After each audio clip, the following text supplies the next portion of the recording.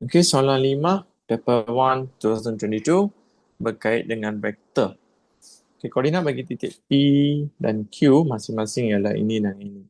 So, kalau nak mudah, kamu tulis P, Q kat sini. Easy for you. Alright. Diberi bahawa vektor PQ ialah vektor unit. So, kat sini kita tak ada menggunakan hukum segitiga vektor, cari nilai-nilai yang mungkin bagi Q lah. Okey. Kat sini kita tak ada info tambahan apa-apa. The main word here is vector unit. So, bila cikgu baca vector unit, yang terfikir dalam fikiran dia punya magnitude is 1. Okay, ingat tu kalau vector unit, the magnitude is 1. Okay, itu dari konsep lah. Alright.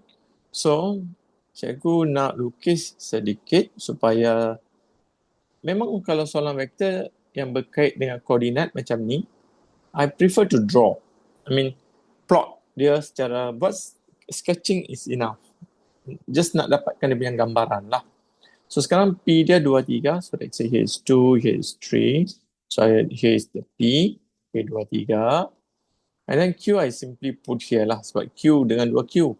So kita tak tahu, I mean Q, 2Q.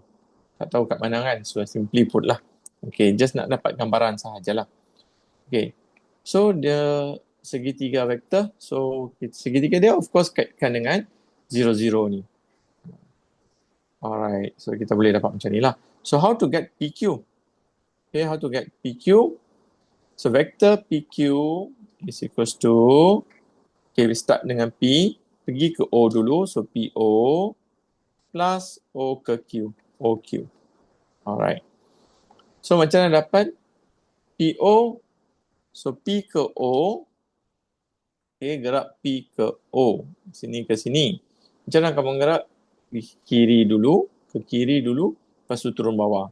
So kalau ke kiri, negatif. Negatif berapa unit? 2 unit, right? Sini ke sini. Ini kan dia 2 sini. So sini ke sini dia 2 unit. So negatif 2. Kalau yang X, yang ke kiri kanan, dia is I. Okay, vector I lah. So negatif 2I. And then dia turun bawah. Turun bawah 3 unit. So turun is negative as well. So minus 3J. Kalau yang selari dengan paksi Y is a J lah. Okay. Plus O, apa ni? OQ pula. O ke Q. So how?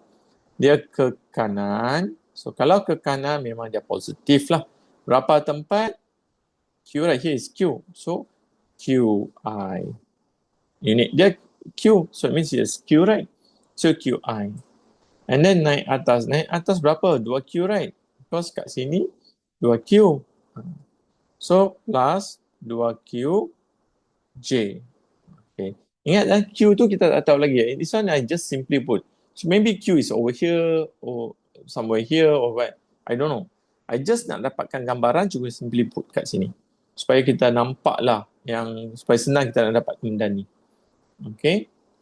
Alright. So sekarang PQ ni bolehlah kita dapatkan vektor PQ dalam sebutan Q and I everything lah. Alright. Sekarang kamu boleh nampak yang I ni dengan I ni kita boleh kaitkan. So negative 2 plus Q I, okay, plus negative 3 plus 2Q J. Yang I tu sekalikan dengan I, J tu sekalikan dengan J.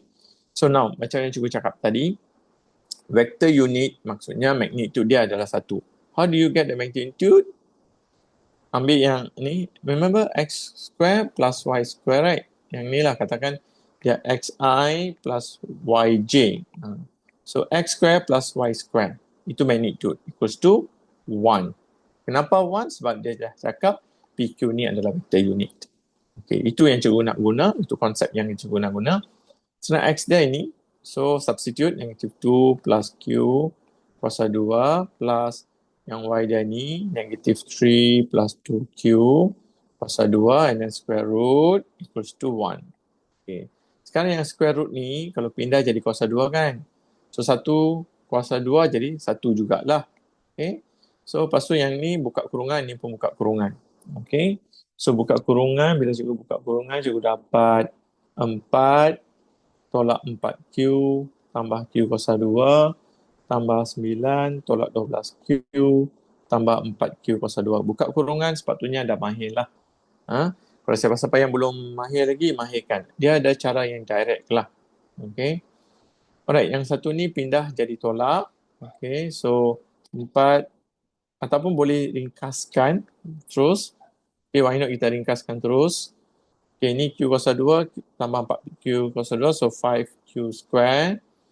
Negatif 4Q tolak 12Q means negatif 16Q. 4 tambah 9, 13. 13 and then ini pindah jadi tolak 1. 13 tolak 1 jadi 12. So, tambah 12. Sama dengan kosong. Okay, next step, faktorkan. Okay, faktorkan dia. Faktorkan sekarang ni ramai pelajar dia guna calculator untuk faktorkan. So, dan dia mahir buat pemfaktoran. So, faktorkan. Okay, dapat macam ni. Alright. Then continue. I continue at the side here. So, kalau continue, 5Q minus 6 equals to 0. Okay, so Q equals to 6 over 5.